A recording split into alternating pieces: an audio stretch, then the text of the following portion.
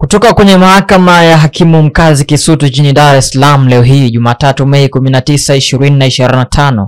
kesi ya uhaini inayomkabili mwenyekiti wa Chama cha Demokrasia na Maendeleo Chadema Taifa, wakili Tundu Lissu, ililetwa kwa ajili ya kutajwa, ambapo upande wa jamhuri umeeleza mahakama kuwa upelelezi wa shauri hilo bado haujakamilika.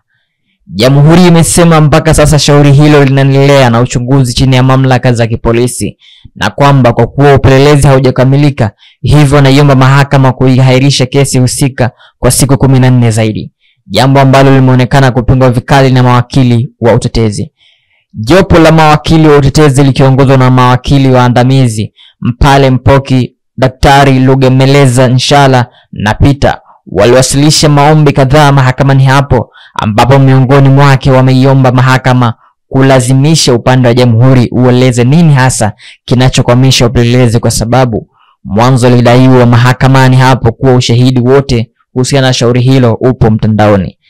Jambo la pili waliowasilisha mawakili wa utetezi mahakamani hapo ni kwamba hawafurahishwi namna ambavyo mteja wao anavyokuwa amezungukwa na maafisa wa jeshi la magereza, ambapo wameishawishi mahakama kutoa amri ya kuwaondoa askari wote wanaomlinda Lissu ndani ya chumba cha mahakama, kwa kuwa kwa mujibu wa katiba ya Jamhuri ya Muungano wa Tanzania ya mwaka 1977 mahakama haimtambui mtuhumiwa kama mkosaji, na kwamba kitendo cha mteja wao kuzungukwa na askari wengi haikubaliki.